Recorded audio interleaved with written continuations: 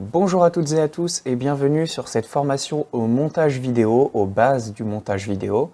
Aujourd'hui, on va s'attaquer au logiciel DaVinci Resolve dans sa version gratuite, de façon à vous présenter toutes les fonctionnalités principales de ce logiciel, comment vous pouvez vous en servir pour faire des montages qui soient déjà assez poussés et qui permettent de faire beaucoup de choses avec vos vidéos de façon assez simple d'utilisation et en même temps pouvoir rapidement avoir de beaux montages et pouvoir aller plus loin et évoluer si vous souhaitez vraiment vous mettre à fond dans le montage.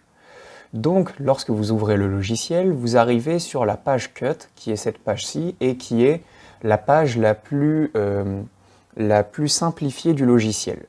On va nous commencer par aller dans la bibliothèque de médias.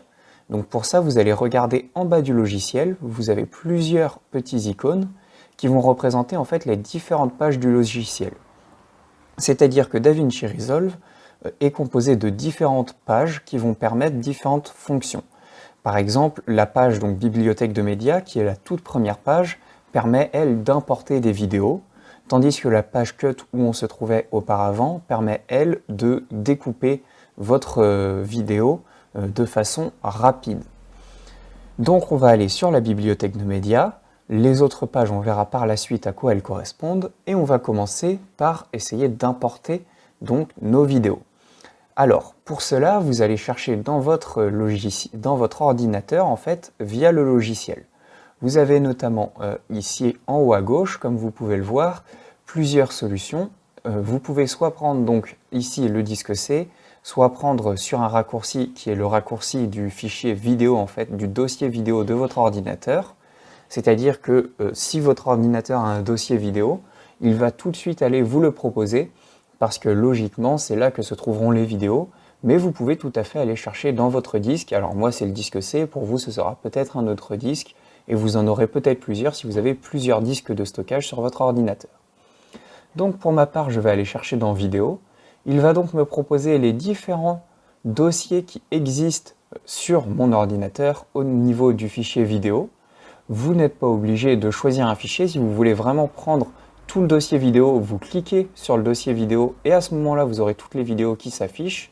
Voilà, si je clique, vous voyez qu'il y a les différents dossiers et derrière les différentes vidéos qui s'affichent. Mais pour ma part, je vais par exemple aller sur le dossier vidéo focale fixe, qui est donc le dossier d'une des vidéos YouTube que l'on a réalisées récemment. Et je vais faire le choix donc d'importer certains fichiers. Comme vous pouvez le voir, les fichiers donc, du dossier s'affichent. Vous avez dedans donc, des fichiers images où lorsque vous passez dessus, rien ne change car c'est une photo vraiment qui ne va donc pas bouger.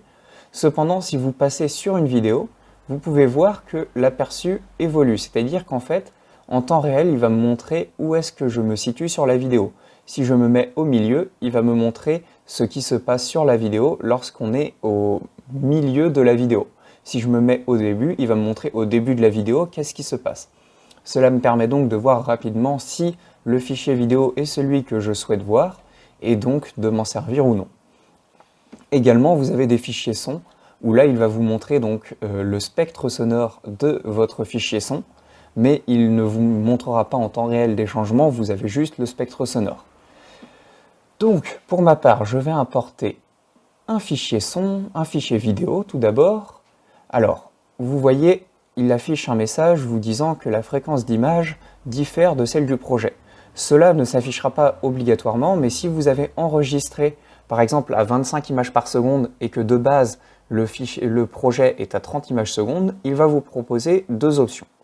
Soit de modifier le nombre d'images par seconde du projet, soit de les conserver. L'intérêt en fait de modifier, c'est que si vous importez une vidéo qui est en 25 images par seconde, que vous cliquez sur modifier, votre projet passera en 25 images par seconde et toutes vos modifications seront sur la bonne fréquence d'image. Donc personnellement, je vous conseille d'importer une vidéo qui a la bonne fréquence d'image que vous voulez au final et de cliquer sur modifier et à partir de là, vous n'aurez plus de problème sur le montage. Si vous ne le faites pas, il faudra régler par vous-même la fréquence d'image du projet. Donc, je vais cliquer sur modifier et comme ça, je suis sûr de ne pas avoir de problème, mon projet sera toujours à 25 images par seconde. Également, je vais donc importer une photo je vais importer un fichier son pour que vous puissiez voir la différence. Et donc, on a donc 3 fichiers différents. Vous pouvez aussi importer d'autres types de fichiers, mais les principaux, ça va être vidéo, images et son. Également, l'intérêt donc de cette bibliothèque de médias, c'est que vous voyez vraiment ce qui se passe. Vous pouvez importer en faisant fichier, importer un fichier, importer des médias, et après vous allez chercher par vous-même les fichiers que vous voulez retrouver, donc les vidéos, les photos ou les fichiers son. Mais en faisant ça, vous n'aurez pas d'aperçu en direct de tout ce qu'il y a dans le dossier que vous souhaitez utiliser. Et ça permet vraiment de gagner du temps lorsque vous avez bien trié à l'avance dans votre dossier tous les plans que vous voulez utiliser. Donc, une fois que vous avez fait glisser juste ici tous vos plans, ils sont pris en charge par le logiciel. Ils ne sont pas encore visionnables, mais ils sont pris en charge. Ici, vous pouvez notamment donc avoir quelques options. Déjà, si vous regardez à droite, vous avez en bas à droite les métadonnées, c'est-à-dire les informations que comporte le fichier. Ici, par exemple, il va me dire que le fichier dure 12 minutes, 47 secondes et 600 images, parce qu'on compte donc en images sur un logiciel.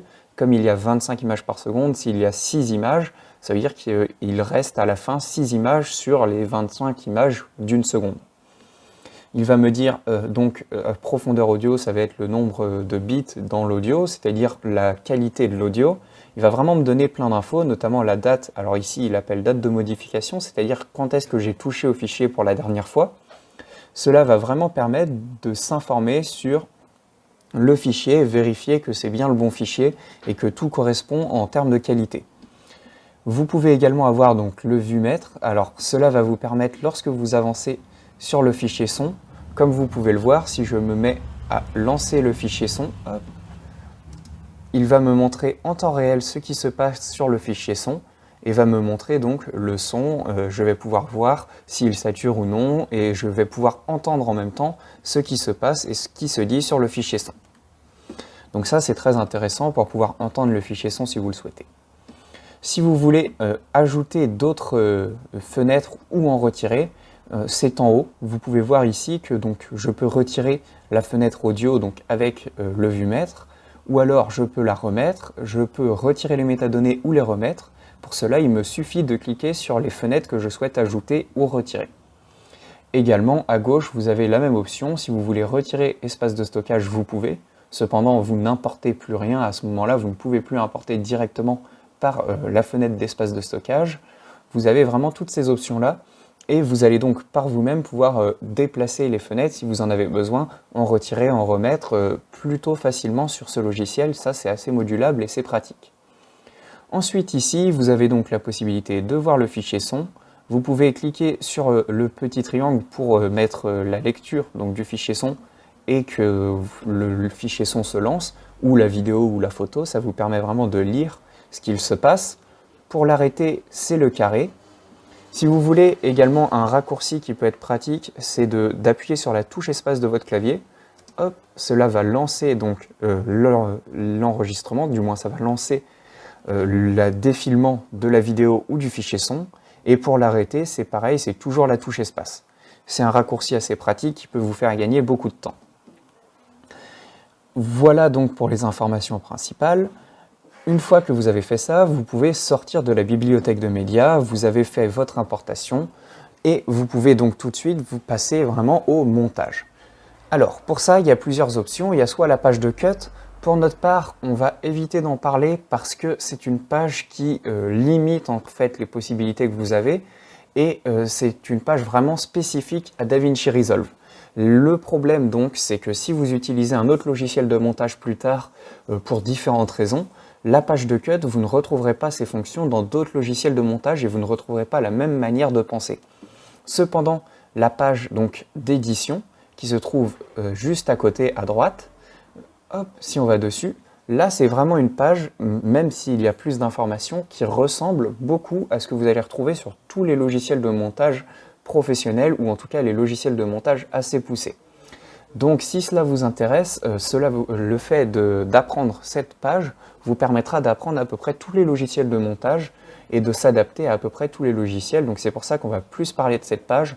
Dans tous les cas, ce que vous faites sur la page Cut, vous pouvez la faire sur la page d'édition. C'est pas plus compliqué, c'est juste que l'affichage paraît un petit peu plus imposant. Mais une fois qu'on a bien compris toutes les pages de la page d'édition, c'est encore plus simple de se servir de la page d'édition. On peut aller plus loin si on le désire et surtout, on peut facilement s'adapter donc à nos différents projets et ne pas avoir besoin d'aller chercher plus loin. On a tout sur la même page.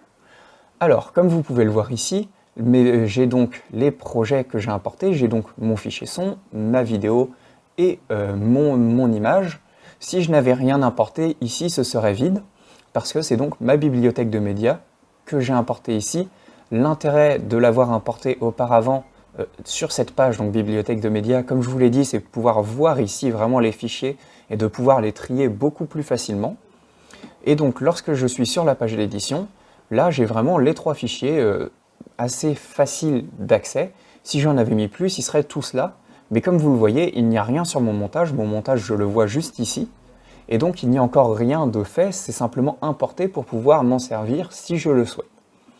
Donc à partir de ce moment-là, la première chose qu'il va y avoir à faire, c'est d'importer les fichiers que je veux importer. Pour cela, je vais donc importer par exemple ma vidéo, je l'importe ici dans ma timeline, et voilà, pour cela je fais donc glisser-déposer, ça sera toujours comme ça pour importer quelque part. Et je vais donc avoir mon fichier vidéo qui est visible, vraiment là c'est ce que je vais avoir lorsque je vais faire mon rendu, lorsque je vais avoir ma vidéo finale. Je vois exactement ce qu'il va y avoir à quel moment, je le vois sur cette vidéo-là.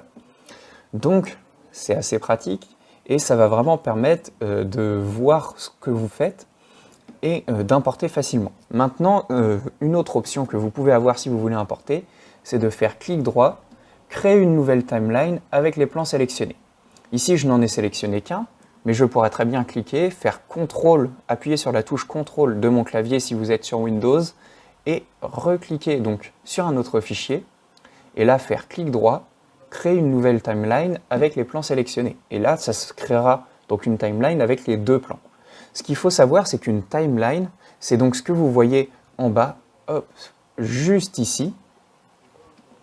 Et en fait, cette donc, timeline, c'est vraiment l'endroit où vous allez pouvoir travailler. C'est-à-dire que lorsque je modifie quelque chose sur la timeline, vous voyez, lorsque je fais défiler quelque chose sur la timeline, ça le fait défiler à l'image ici.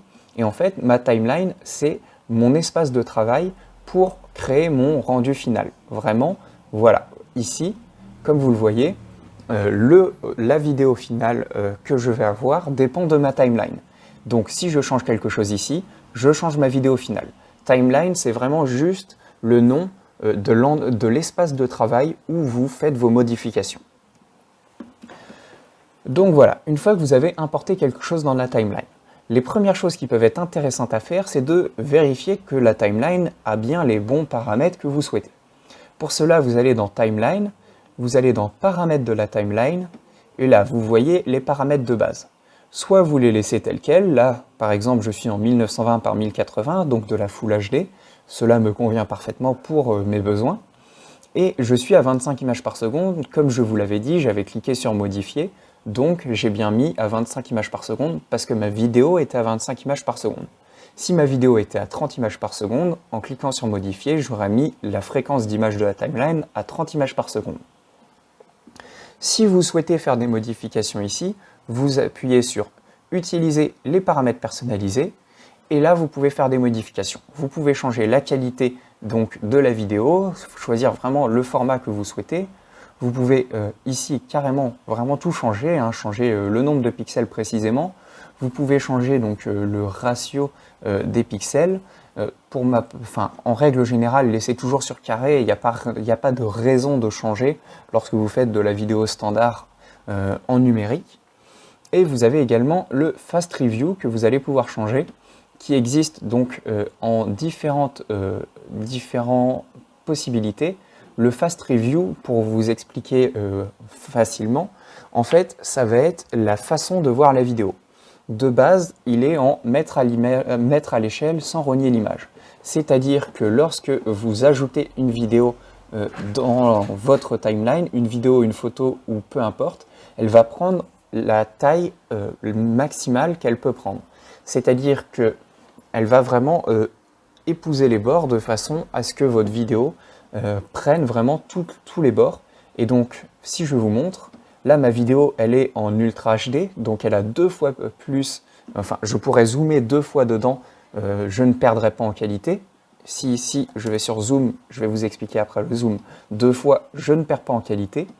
Pourtant de base, il me montre bien la vidéo complète, c'est-à-dire que si je dézoome, vous voyez qu'il est très précisément, il a pris vraiment très précisément la taille des bords. Et bien peu importe la résolution de votre image, lorsque vous êtes en mettre à l'échelle sans rogner l'image, eh bien l'image s'adaptera toujours à votre format donc, de diffusion.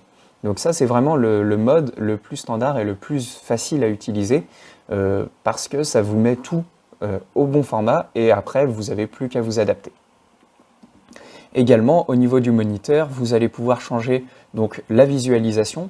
Si vous voulez que la qualité pour juste travailler sur votre montage soit moins importante, mais garder vraiment de la Full HD au final, vous pouvez dans Moniteur baisser la qualité.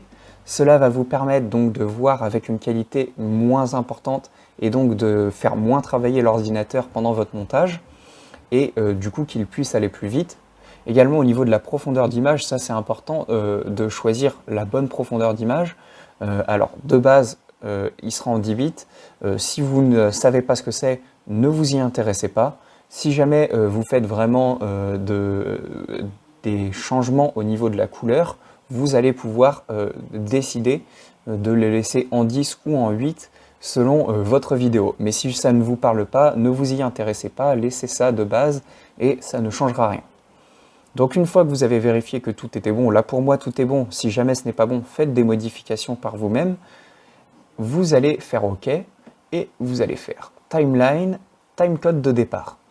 Là en fait le but c'est de lui dire que votre montage il commence à 0 heure, 0 minute, 0 seconde et 0 image. Le but c'est vraiment de le régler. De base il est à 1 heure, donc vous appuyez sur la touche 0 de votre clavier et comme ça, il passe à 0. L'intérêt, c'est que vous voyez ici, ma vidéo va donc commencer à 0 heure au lieu de commencer à 1 heure. Et cela va me permettre de savoir précisément lorsque j'avance dans mon montage. Ici, par exemple, je suis à 3 minutes, 2 secondes et 10 images. Et je ne suis pas à 1 heure, 3 minutes, 2 secondes et 10 images.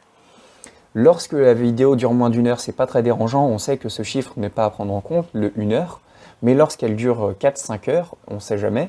Et bien à ce moment-là, le fait d'avoir 1 heure en plus, ça oblige à toujours y penser, c'est gênant, donc on change le timecode de départ et comme ça on n'a plus de soucis.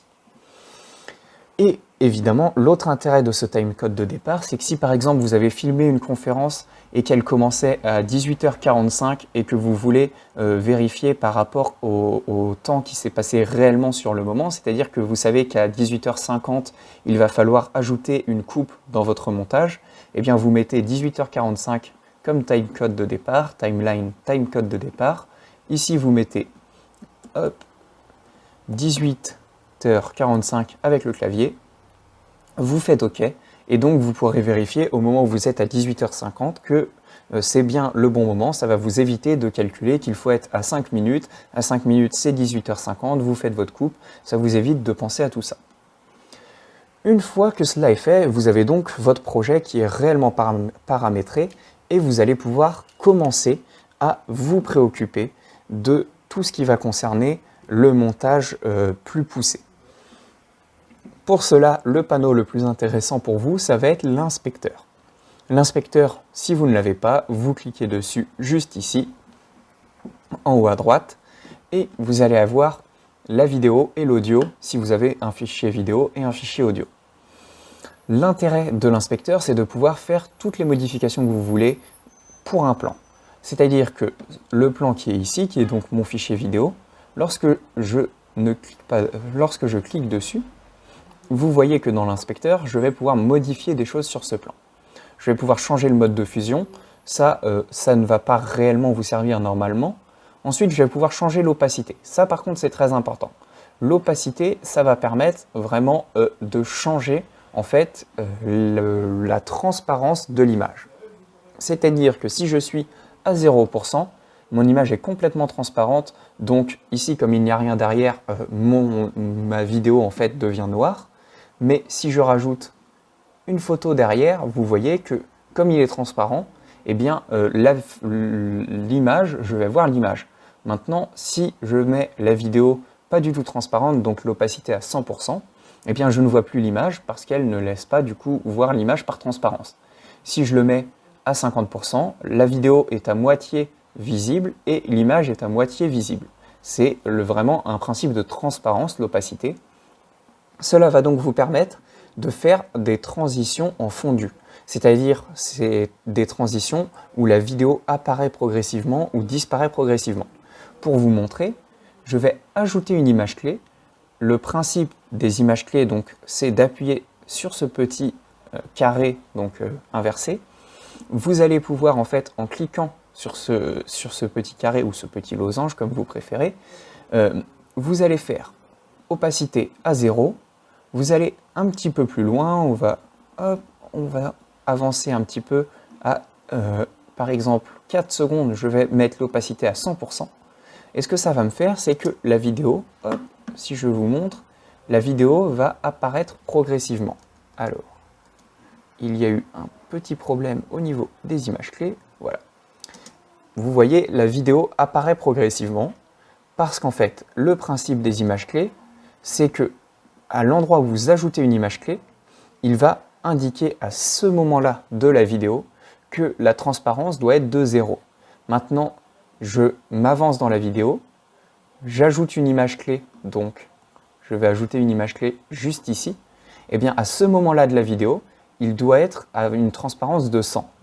Et donc ce que va faire le logiciel, c'est que en allant de 0 à 100, parce que vous avez mis des images clés, et bien par lui-même, il va aller de 0 à 100, donc il va aller 0, 1, 2, 3, 4, etc. jusqu'à 100. Et vous pouvez le voir modifier au fur et à mesure, plus on avance dans la vidéo, plus l'opacité augmente. Donc le principe d'image clé, ça va vous permettre vraiment d'animer, c'est-à-dire de faire toutes vos modifications classiques en les animant. Si vous ne mettez aucune image clé, si vous faites la flèche de retour juste à côté, vous supprimez toutes les images clés, il n'y en a plus, et vous voyez, la vidéo n'apparaît plus comme avant. C'est vraiment juste une animation. Si vous n'ajoutez pas d'image clé, il n'y a pas d'animation. Et si vous ajoutez des images clés, eh bien la vidéo s'anime et selon si vous avez par exemple changé la transparence, eh bien il va modifier la transparence selon vos choix. Ensuite, vous avez donc le mode transformation. Là, vous allez avoir des points plus pour la vidéo. Vous allez avoir tout d'abord le zoom. Donc le zoom, ça va vous permettre de zoomer plus dans votre image ou au contraire de dézoomer votre image. Vous pouvez appuyer sur les touches du clavier pour changer. Là par exemple, je fais 1 et je fais Entrée. Et en cliquant sur Entrée, ça va donc changer ma valeur du zoom. Si vous voulez uniquement faire un zoom X ou un zoom Y, vous appuyez sur le petit lien, il n'est plus lié. Et ce que ça va faire, c'est que ça va étendre ma vidéo. Si j'augmente le zoom X, ça augmente donc, comme vous l'avez vu, l'axe X, X et Y pour abscisse et ordonnée, et Y, ça va étendre donc dans l'autre sens. Cela permet donc d'étendre la vidéo vraiment uniquement dans un sens. En règle générale, on n'en a pas besoin, donc on garde le lien, et comme ça les deux zooment en même temps, et on a un zoom standard. C'est vraiment comme lorsque l'on change une image sur Word par exemple, si parfois on a besoin de bloquer le zoom pour que l'image ne soit pas déformée, et parfois l'image est déformée et donc on essaye d'empêcher ça. Également au niveau de la position, vous allez pouvoir changer la position. Alors la position X, c'est l'axe horizontal, c'est les abscisses, donc vous allez pouvoir changer la position au niveau de l'horizontale pour votre vidéo, et vous allez également pouvoir le faire à la verticale, la faire monter ou la faire descendre selon les valeurs que vous choisissez. Comme vous le voyez, plus les valeurs sont grandes, plus ça monte, plus les valeurs sont faibles, plus ça descend. Et pour l'horizontale, plus les valeurs sont faibles, plus on va vers la gauche, plus les valeurs sont importantes, plus on va vers la droite. De base à 0, 0, c'est centré. Ensuite, au niveau de l'angle, ça va être vraiment la rotation. C'est-à-dire que si vous choisissez de changer l'angle, en fait, vous allez vraiment faire tourner votre vidéo soit à gauche, soit à droite, vous choisissez et vous pouvez faire une rotation plus ou moins importante. Cela peut vous permettre de faire donc tourner votre vidéo si vous en avez besoin. De base, également, l'angle à 0, c'est l'angle standard. Et à chaque fois, vous avez toujours la possibilité de rajouter des images clés pour créer des animations, tout comme les opacités. De la même façon, si je vous remontre, là, je reste sur un angle standard. Et maintenant, je vais aller à 8 secondes. Je vais changer l'angle, je vais le faire tourner. Et donc, de 4 à 8 secondes, vous voyez que ma vidéo tourne parce que je lui ai donc mis une image pour lui dire au début, il est à 0, à la fin, il est donc à 61, et donc il va aller de 0 à 61 pendant ce temps-là. Pour retourner, c'est toujours la petite flèche vers l'arrière. Et ensuite, on a donc d'autres options. Le point d'ancrage, ça va être à partir de quel endroit est-ce que les modifications vont avoir lieu. C'est-à-dire que de base, si vous zoomez sur le centre. Si vous dézoomez également sur le centre. Vous voyez bien que c'est au niveau du centre que l'on est dézoomé. Également, si vous changez par exemple la rotation, donc l'angle, ça va se faire en fonction du centre. Ça va tourner autour du centre. Maintenant, si je change complètement mon point d'ancrage, que je le mets à droite, si je tourne, eh bien je vais tourner autour de la droite, comme vous le voyez. Je ne tourne plus autour du centre. Et si je zoome, je vais zoomer à droite au lieu de zoomer sur le centre. Pour vous le montrer de façon encore plus précise, voilà, là je zoome vraiment à droite, je ne zoome pas et je dézoome du coup à droite, je ne suis plus du tout centré. Le point d'ancrage, c'est vraiment le point central, c'est-à-dire que c'est ce qui va déterminer autour de quel endroit est-ce que votre vidéo, les changements de votre vidéo ont lieu. Donc si vous le changez, que vous le mettez plus à gauche ou à droite ou plus en haut ou en bas avec X et Y, eh bien à partir de ce moment-là, les changements se feront plutôt à droite, à gauche, en haut ou en bas. Si vous n'en avez pas besoin, vous ne le changez pas. Et ensuite, il va y avoir l'inclinaison. Donc là, ça va être pour utiliser une vidéo plus en 3D et la pencher soit dans un sens, soit dans l'autre. Comme vous pouvez le voir, l'inclinaison, c'est vraiment pour avoir vraiment de la profondeur, changer complètement en profondeur votre vidéo. Également, vous avez les possibilités d'inversion.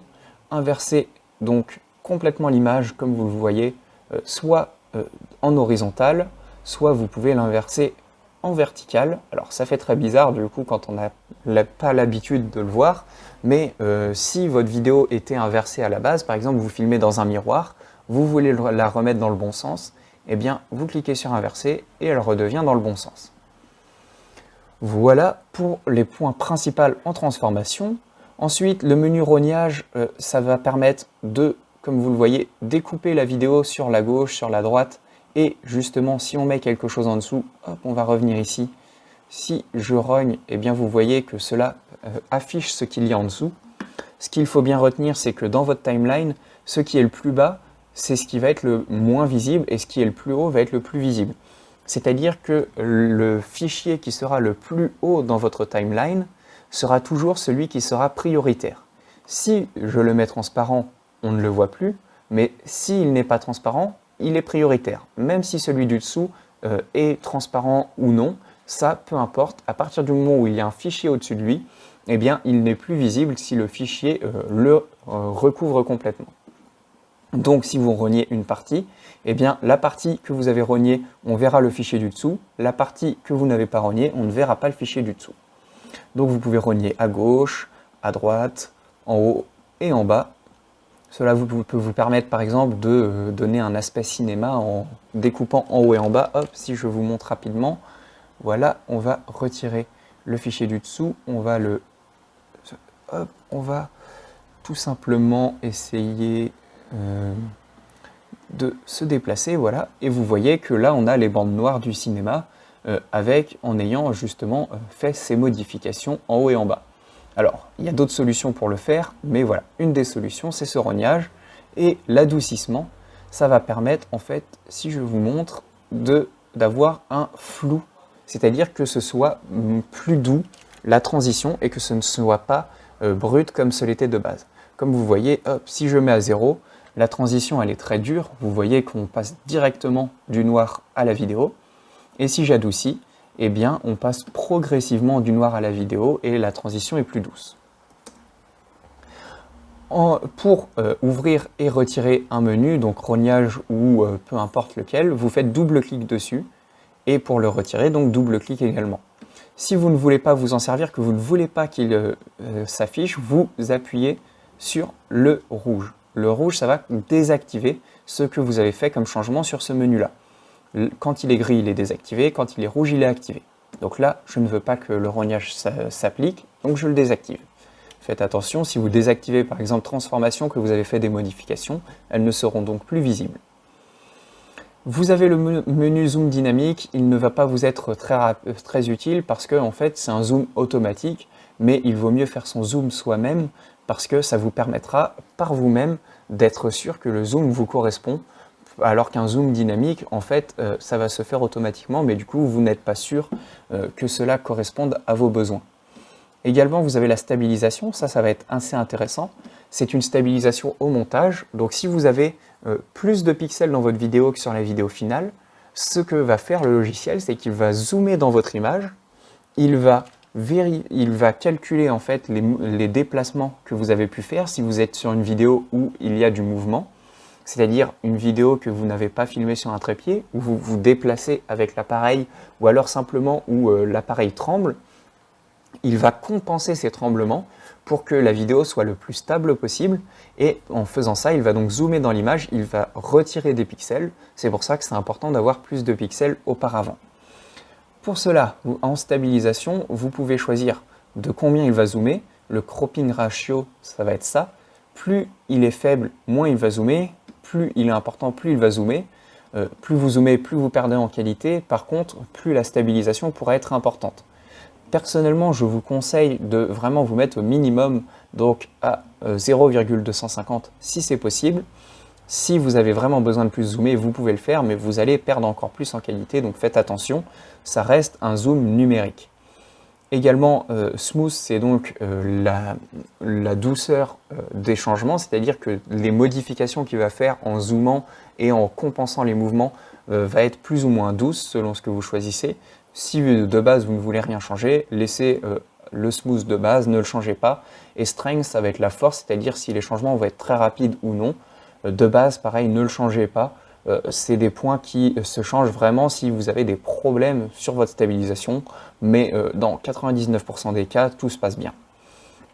Vous avez donc les différents modes. Alors de base, il est en perspective, c'est le mode le plus puissant pour faire les changements, c'est-à-dire qu'il va vraiment pouvoir modifier toute votre image, toutes les transformations de votre image, il va vraiment pouvoir la déformer pour compenser les problèmes qu'il pourrait y avoir. Et également, il y a le mode translation où là, il ne va pas pouvoir transformer vraiment votre image, c'est-à-dire modifier, déformer votre vidéo. Il ne pourra que la déplacer en haut, en bas, à gauche, à droite. Donc, c'est moins performant. Et similarité, c'est également un peu comme la translation, moins performant. Il vaut mieux prendre le mode perspective. Et vous cliquez sur stabiliser. Au moment où vous cliquez sur stabiliser, il va calculer. Ça va prendre un peu de temps. Vous allez avoir une barre verte qui va s'afficher. Et une fois qu'il aura terminé ce mode de stabilisation, il vous permettra donc d'avoir une vidéo déjà stabilisée automatiquement. Vous n'aurez rien à faire de plus et vous aurez votre vidéo stabilisée. Si jamais vous trouvez que la stabilisation ne va pas, encore une fois, il vous suffit de la désactiver ou de la réactiver si vous la voulez. Voilà donc pour les points principaux. Également, il y a donc vitesse et mise à l'échelle. On ne va pas s'y intéresser parce qu'il y a d'autres solutions pour le faire qui sont plus adaptées, dont on va vous parler après. Et il y a également correction de l'objectif. Là, en fait, il va analyser si vous avez par exemple un grand angle, il va repérer qu'il y a un grand angle et il va corriger cela. Comme vous pouvez le voir, si je change la distorsion, je vais en fait changer l'effet grand angle, on va dire, de la vidéo, être sur un effet GoPro ou à l'inverse sur un effet plutôt téléobjectif. Alors, si je le fais beaucoup, ça fait vraiment beaucoup d'effets. Mais si je le fais un tout petit peu, ça permet de compenser notamment un effet fisheye, donc très grand angle, que vous pouvez voir par exemple sur les vidéos filmées avec des caméras d'action comme les GoPro. Une fois que vous avez fait toutes ces modifications ici dans la vidéo, vous avez également des modifications au niveau de l'audio qui sont possibles. Vous allez avoir donc le volume de votre audio, vous pouvez changer le volume de votre son. Si vous l'augmentez, il est plus important. Si vous le diminuez, il est plus faible. Voilà, vous pouvez au minimum être à moins 100. Et de base, il est à 0. Je vous conseille de prendre bien en compte qu'en fait, au niveau du son, lorsque l'on parle au montage, le niveau maximal atteignable, c'est 0. Et en fait, le principe, c'est que le son, s'il dépasse ce niveau 0, il va être saturé, donc on va perdre en qualité sonore parce qu'en fait, on va avoir vraiment le son, c'est-à-dire que si vous criez dans un micro par exemple, eh bien le son va être trop fort et donc on va perdre en fait en qualité sonore et on n'aura plus du tout la même qualité de son. Donc on va éviter justement de dépasser les zéros. Vous pouvez le voir sur cet indicateur ici. Si je vous le montre, hop, lorsqu'on lance la vidéo avec du son, lorsque ça parle, vous voyez ici qu'il ne faut pas que ça dépasse le 0. Là c'est bon, c'est en dessous. Mais si vous dépassez 0, c'est saturé. Et si vous êtes en dessous, que vous êtes, peu importe à quel niveau, vous n'êtes pas saturé. Il y a des références selon où vous voulez diffuser. Si vous voulez diffuser sur Internet, si vous voulez diffuser pour des vidéos, par exemple de vacances sur un vidéoprojecteur où vous n'avez pas forcément des enceintes très fortes, essayez de vous approcher de 0 sans le dépasser. Si vous voulez au contraire avoir plus de flexibilité au niveau du son, essayez de vous régler sur à peu près -5, -6. Et comme ça, s'il y a des sons très forts à rajouter par rapport au son standard, c'est-à-dire les dialogues, mettez-les sur -5, -6 décibels. Et si vous voulez avoir une explosion, eh bien vous la mettrez à 0 décibels, l'explosion sera plus forte que les dialogues. Ce n'est pas une obligation, mais voilà, ça permet de faire des mixages sonores. Là, on est vraiment sur du travail du son un petit peu plus poussé. Voilà donc en ce qui concerne le mixage sonore et les points importants à retenir. C'est vraiment 0, c'est le maximum. Par contre, au niveau du volume, c'est pas comme au niveau du volume final de votre résultat. C'est-à-dire que ici, je peux augmenter le volume au-delà de 0. Ça va simplement augmenter le son.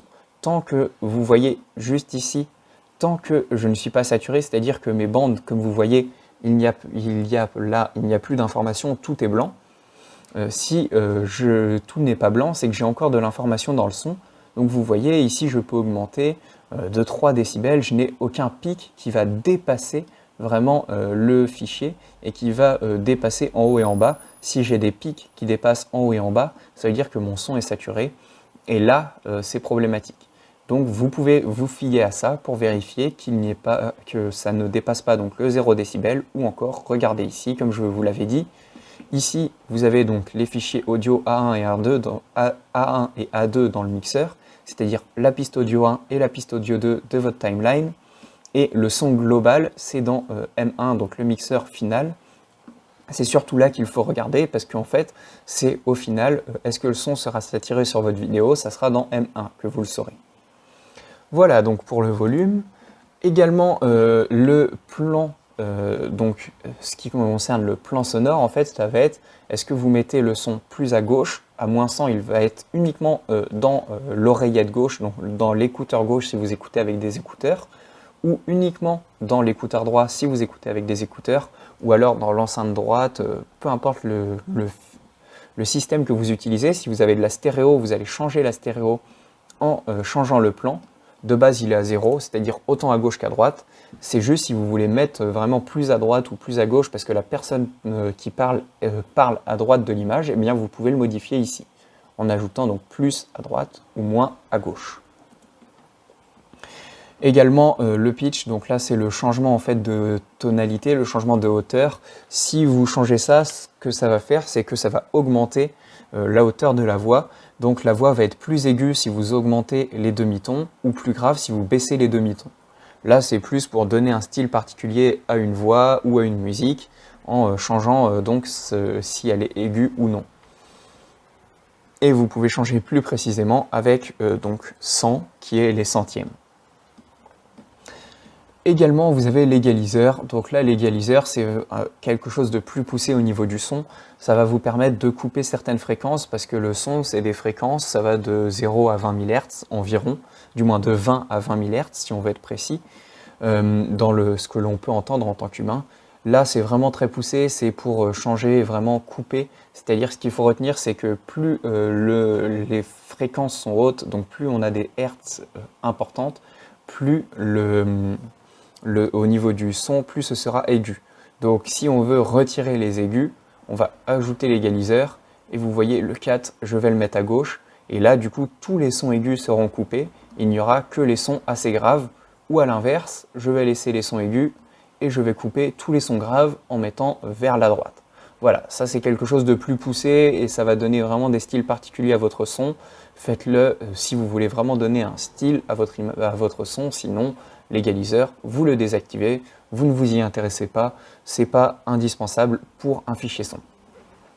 Voilà donc pour les modifications principales au niveau de l'inspecteur, qui sont en fait, à partir de ça, vous pouvez faire 90% du travail des montages de toutes les vidéos, même les vidéos professionnelles, amateurs, peu importe. À chaque fois, 90% des modifications, ça sera ce que vous venez de voir là. Donc, en retenant bien ça, n'hésitez pas à revoir plusieurs fois cette partie-là de la formation. Vous saurez exactement ce qu'il y a à savoir pour modifier vos montages et pouvoir aller plus loin dans vos montages et faire vraiment tout ce que vous voulez avec notamment le système d'image clé qui vous permet vraiment beaucoup de choses. Donc, si on regarde au niveau des autres modules, donc des autres fenêtres du menu d'édition, vous avez les métadonnées, donc vous pouvez réafficher les métadonnées si vous en avez besoin. Personnellement, je n'en ai pas besoin, donc je ne les réaffiche pas. Vous recliquez sur Inspecteur pour revoir la vue normale. Si vous ne l'avez pas, de base ici, cela vous montre votre fichier vidéo d'ici. C'est-à-dire que si je clique dessus, hop, que je change, que j'avance un peu, je double-clique donc sur une vidéo, je la vois ici, mais je ne vois plus en fait ma timeline. Là, c'est vraiment ma vidéo finale. Là, c'est juste pour regarder ce qui se passe sur la vidéo, est-ce que je veux changer quelque chose.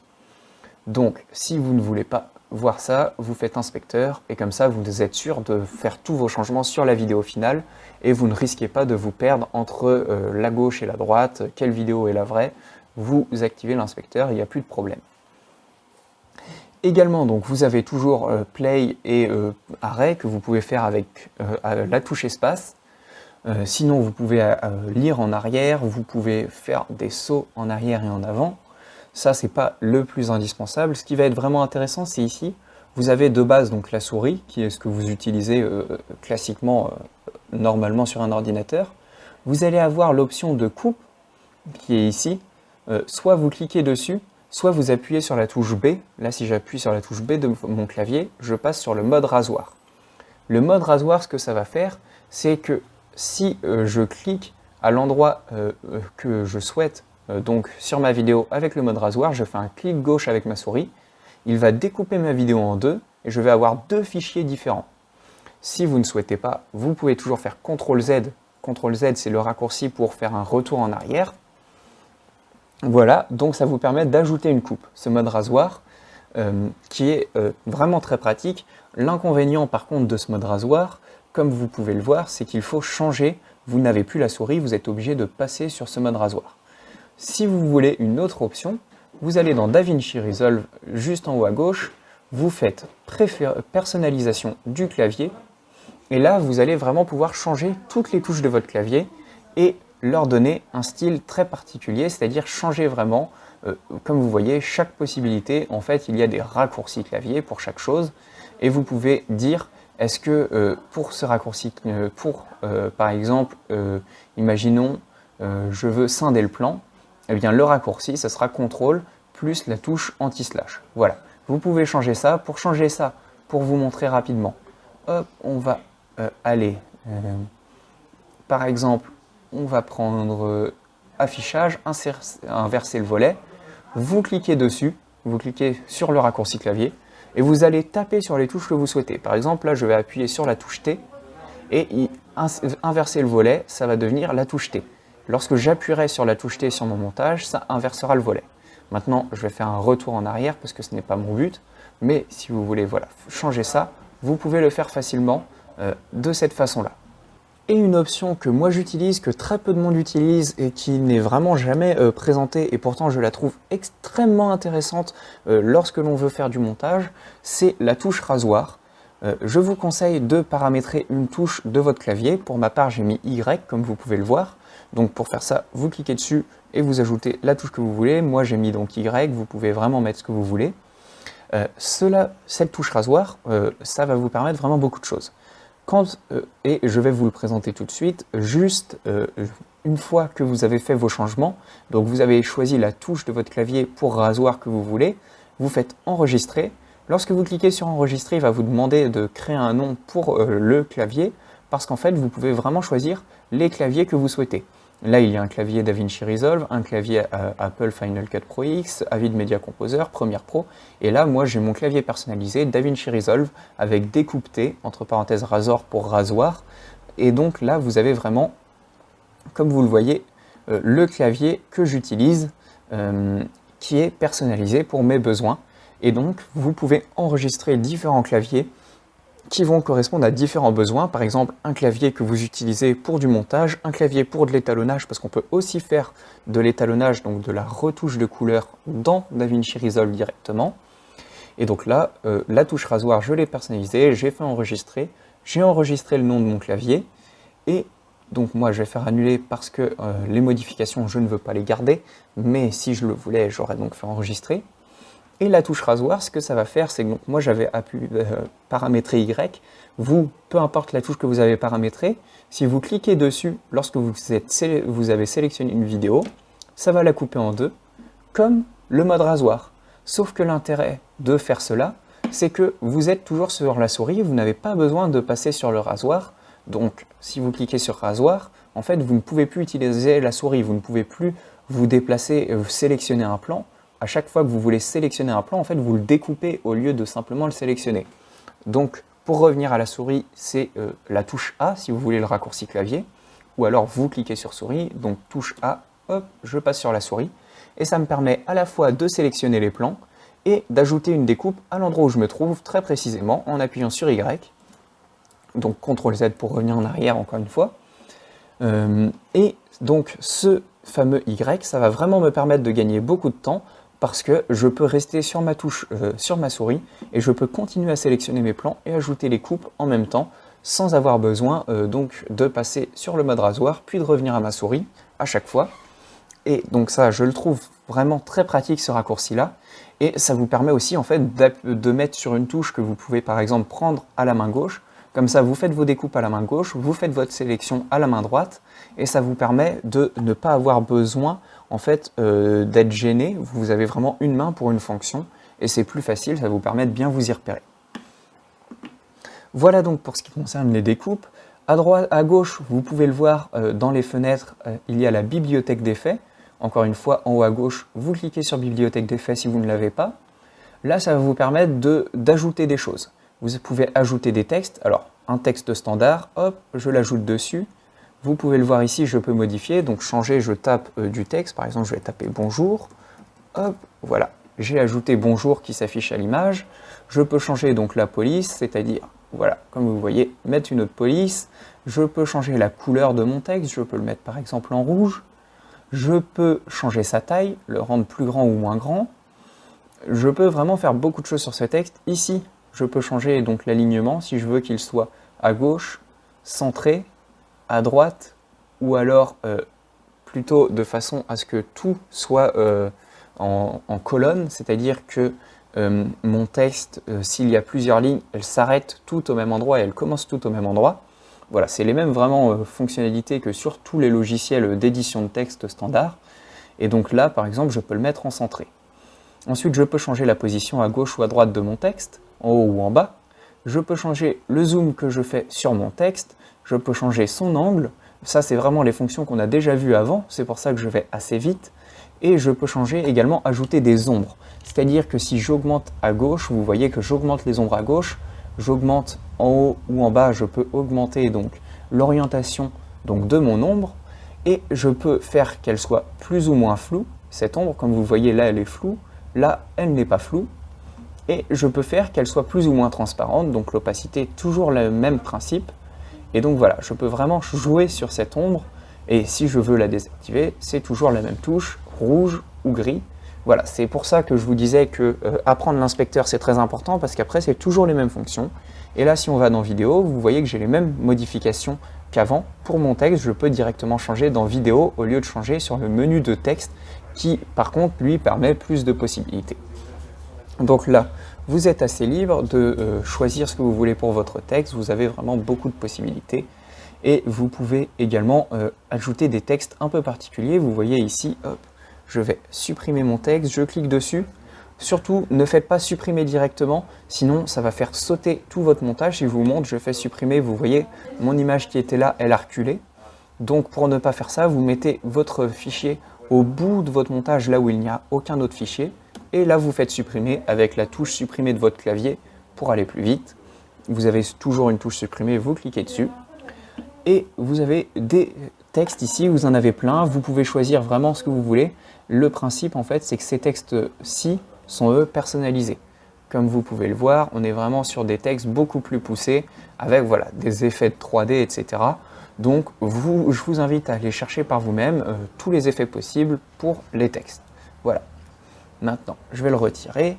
Vous avez également dans Générateur, vous pouvez ajouter par exemple une couleur, vous pouvez, voilà.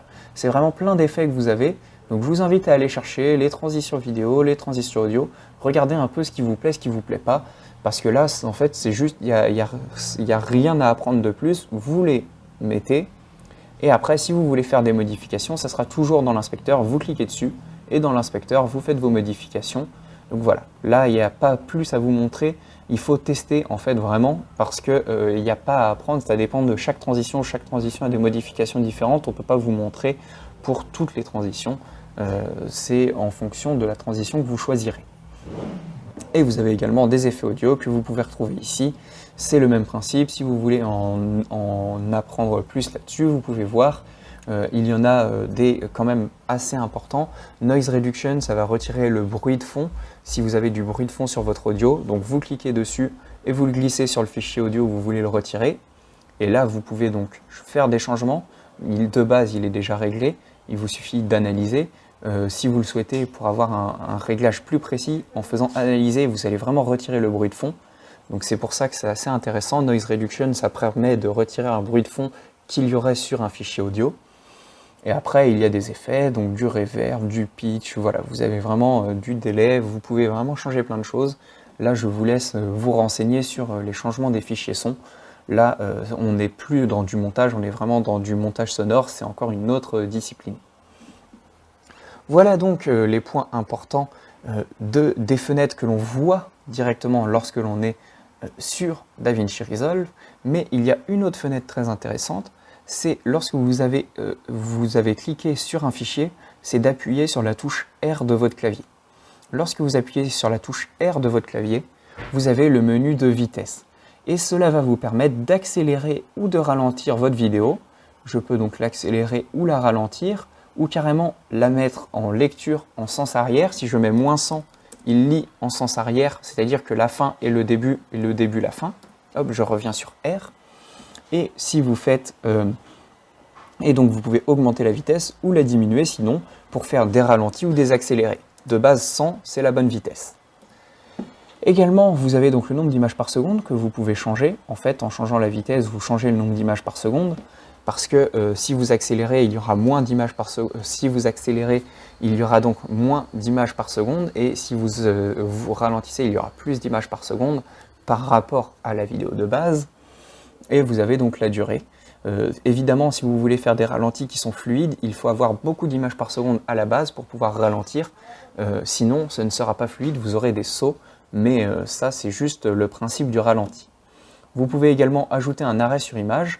Cela va vous permettre d'avoir toute la vidéo qui n'est que sur cette image-ci où vous vous trouvez au moment où vous ajoutez arrêt sur image. En fait, ça vous fait une photo à partir de la vidéo. Inverser la vitesse, donc ça fait lecture arrière, moins 100% comme je vous le disais. Et correction du pitch, je vous invite à le laisser activer. En fait, ça va faire que quand vous accélérez ou vous diminuez la vidéo, le son ne soit pas trop grave ou trop aigu. On garde bien la même hauteur de son normalement. Et donc, au niveau des images clés, de base, laissez conserver la synchronisation. Ça va vous permettre d'avoir vraiment l'accélération et le ralenti standard. Vous faites modifier à la fin ou alors vous appuyez sur la touche entrée si vous préférez les raccourcis clavier ou annuler si vous ne voulez rien changer. Voilà, ça vous permet vraiment de faire tous vos changements vidéo rapides. Et si vous voulez faire d'autres changements sur votre vidéo, vous avez ici la courbe. Donc, lorsque vous êtes ici, en fait, l'intérêt, c'est que ça va vous montrer visuellement les changements que vous faites avec des images clés. Ici, vous ajoutez une image clé de zoom X. Ici, vous le mettez, vous zoomez un peu ici. Et bien, en fait, vous voyez visuellement les changements qu'on voyait auparavant, dont je vous parlais, lorsqu'on passait, par exemple, l'opacité de 0 à 100.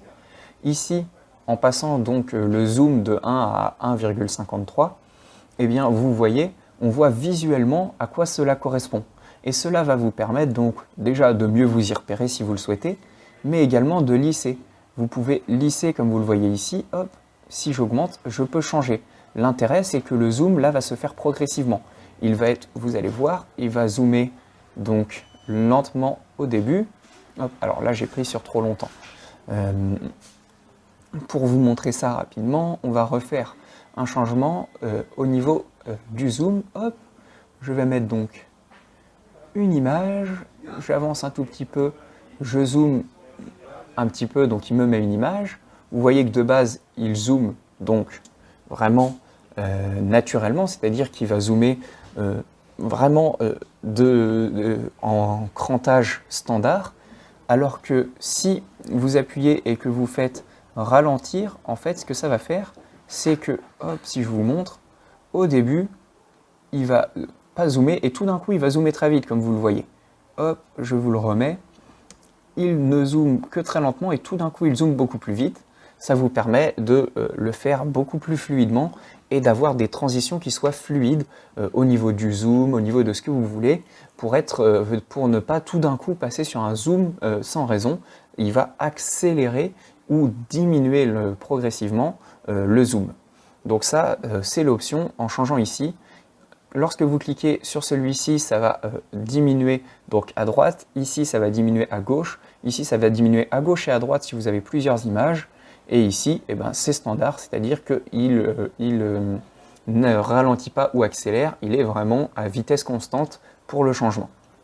Donc, comme vous l'avez vu, ce petit mode ici, si je reclique dessus, il disparaît. Si je reclique, il réapparaît. Cela vous permet visuellement de faire vos changements et de vous y repérer plus facilement dans votre montage. Votre timeline, donc, elle risque de bouger si vous faites ça. Pour la remettre au bon format, vous cliquez au milieu, sur la barre du milieu, et vous la remontez. Et comme ça, vous avez la timeline au bon endroit. Voilà, vous avez donc là eu beaucoup d'informations, ça peut paraître beaucoup, n'hésitez pas à revoir la formation pour vous rappeler de plus de choses au niveau du module d'édition parce qu'il est très complet, mais une fois que vous aurez compris tout ça et que vous aurez vraiment appris donc toutes ces bases du montage, vous pourrez faire énormément de choses en montage et vous serez assez libre, vous n'avez pas besoin d'apprendre beaucoup d'autres choses. On ne va donc pas parler des autres modules, ici c'est le module Fusion. C'est un autre module de DaVinci Resolve qui permet de faire des effets spéciaux. Ici, c'est le module d'étalonnage, donc ça permet de retoucher les couleurs de vos plans. On ne va pas non plus en parler parce que c'est encore une fois quelque chose de très différent par rapport au montage, l'étalonnage. Et ici, c'est le module de montage sonore, donc c'est vraiment pour faire des retouches poussées au niveau du son. Mais comme vous l'avez vu, vous avez des effets audio ici, vous pouvez voir votre son, vous pouvez déjà faire les retouches de base directement dans l'édition. Et donc, pour la plupart des montages, vous n'avez pas besoin de passer dans le module de montage son. Donc, on ne va pas l'aborder ici parce que c'est vraiment quelque chose à part et beaucoup plus poussé. Et on va donc passer tout de suite sur le module d'exportation, qui est le tout dernier module de DaVinci Resolve en bas. Et c'est là que vous allez transformer votre vidéo finale. C'est-à-dire que là, vous avez un montage, votre montage il est au format DaVinci Resolve, il n'y a que DaVinci Resolve qui peut le lire. Et pour le transformer au format vidéo, donc MP4 ou ce que vous souhaitez, et avoir vraiment un format vidéo standard, c'est-à-dire que vous puissiez le lire sur YouTube, sur Instagram ou alors sur votre ordinateur sans avoir besoin de DaVinci Resolve, il va falloir exporter la vidéo. Pour ça, vous avez des pré-réglages que je ne vous conseille pas personnellement parce qu'ils ne sont pas vraiment optimisés. Je vous conseille de faire vos réglages par vous-même pour qu'il n'y a que quelques points à régler rapidement, mais être sûr des réglages au final. Pour cela, vous allez commencer par cliquer sur Parcourir. En cliquant sur Parcourir, vous allez arriver vraiment sur votre ordinateur et vous allez en fait choisir à quel endroit vous voulez que la vidéo se trouve. C'est-à-dire qu'à la fin de l'exportation, à quel endroit est-ce que vous voulez pouvoir retrouver votre vidéo. Donc là, par exemple, je veux que ce soit dans vidéo, et vous allez pouvoir changer le nom.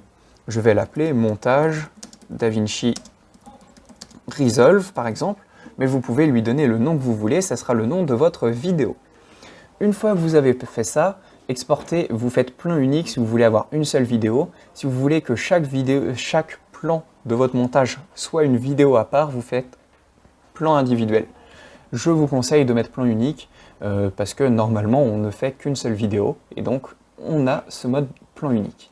Faites bien attention que exporter la vidéo soit coché et exporter l'audio soit coché. Vous allez changer donc ici, vous allez choisir le format que vous voulez exporter. Les formats standards, ça va être MP4 si vous êtes sur Windows, QuickTime si vous êtes sur Apple, donc sur Mac, ça va être QuickTime, ça va être .move, alors que MP4, c'est .mp4, c'est le format standard sur ordinateur. Vous allez pouvoir changer le codec. Si vous êtes sur la version gratuite, vous n'avez qu'H264. Si vous êtes sur la version payante, vous avez également H265 qui est proposé. Vous avez donc l'encodeur. De base, vous pouvez le changer ou non selon ce que vous souhaitez. Il se peut que vous n'ayez pas également l'encodeur si vous êtes sur la version gratuite. Mais ce n'est pas très important, ça c'est pour aller plus vite sur l'exportation. Ensuite, vous avez la résolution finale de votre vidéo que vous voulez. Donc moi je veux toujours du 1920 par 1080 à 25 images par seconde, ça vous ne le changez pas. Et vous pouvez donc restreindre le débit. En fait, plus le débit est important, plus la qualité d'image est grande. Par contre, plus la vidéo sera lourde et sera donc difficile à lire. Je vous conseille, si vous êtes en 1080, de vous mettre sur un débit standard de 25 000 kilobits par seconde ou 40 000 comme vous préférez au maximum. Ça ne limite pas trop la qualité d'image, alors ça la diminue un peu, mais pour la majorité des projets, vous ne verrez pas trop la différence. Et si vous êtes en Ultra HD, donc en 3840 par 2160, je vous conseille de vous mettre à peu près 100 000, si vous pouvez vous mettre 100 000 kilobits par seconde. Et là, ça vous permettra vraiment d'avoir quelque chose d'optimisé pour ne pas trop perdre en qualité à cause du débit et en même temps que ce ne soit pas trop lourd comme vidéo. Une fois que vous avez fait ça, donc la vidéo c'est bon, vous vérifiez que l'audio, le format est bon. Là, je suis au maximum, je ne vais rien changer de plus. De base, il est bon. Et à partir de là, alors fichier, vous pouvez changer les paramètres du fichier, mettre un nom personnalisé, donc c'est bien le nom que j'ai choisi. Ou alors prendre le nom de la timeline, c'est-à-dire que si votre projet, vous l'avez appelé, là moi il s'appelle projet sans titre, si je l'exporte avec le nom de la timeline, la vidéo s'appellera projet sans titre. Donc je préfère mettre un nom personnalisé. Et vous pouvez changer donc le nom personnalisé, vous pouvez changer vraiment plein de paramètres liés au projet. Je vous conseille de vous mettre en vitesse de rendu maximale parce qu'il va s'adapter à la puissance de votre ordinateur pour faire l'exportation le plus rapidement possible. Ce qu'il faut bien vous rappeler, c'est que plus votre ordinateur sera puissant, plus cette étape ira vite. Et donc une fois que tout est fait, vous faites ajouter à la liste d'export. Ici, la vidéo apparaît donc, le projet apparaît donc, vous faites exporter, il va charger, ça va prendre beaucoup de temps, et une fois qu'il aura fini l'export, il va vous mettre 100% terminé, et vous aurez donc votre vidéo qui sera accessible dans votre fichier vidéo, que si vous avez choisi le fichier vidéo ou un autre dossier un peu plus particulier, vous allez vraiment retrouver votre vidéo finale, et là vous aurez votre vidéo finale montée, utilisable pour toutes les possibilités que vous souhaitez. Donc en ayant fait exporter et en ayant attendu jusqu'à la fin. Encore une fois, si c'est assez long, c'est peut-être que votre ordinateur n'est pas aussi puissant que le souhaiterait DaVinci Resolve parce que ça peut demander un ordinateur assez puissant pour l'export. Sinon, il faut juste le laisser et faire son rendu. Ça peut être assez long parfois selon ce qu'il y a dans votre montage. Voilà, on espère donc que cette formation vous aura plu, vous aura été utile et que vous en aurez appris plus sur les bases du montage. Attention, encore une fois, n'hésitez pas à regarder cette formation plus tard parce qu'il y a plein de choses qu'on a dit, peut-être qu'avec le temps vous allez en oublier certaines, donc la revoir de temps en temps, ça peut permettre de rafraîchir la mémoire et de se rappeler de certains points qu'on aurait pu éventuellement oublier parce qu'il y a eu beaucoup d'informations. Si vous avez d'autres questions, que vous voulez en savoir plus sur la vidéo, le montage vidéo, n'hésitez pas à nous contacter et on vous répondra donc soit par mail, soit par téléphone, comme vous préférez. Voilà, on vous souhaite donc une bonne journée, de bons montages et on vous dit à bientôt pour une prochaine formation.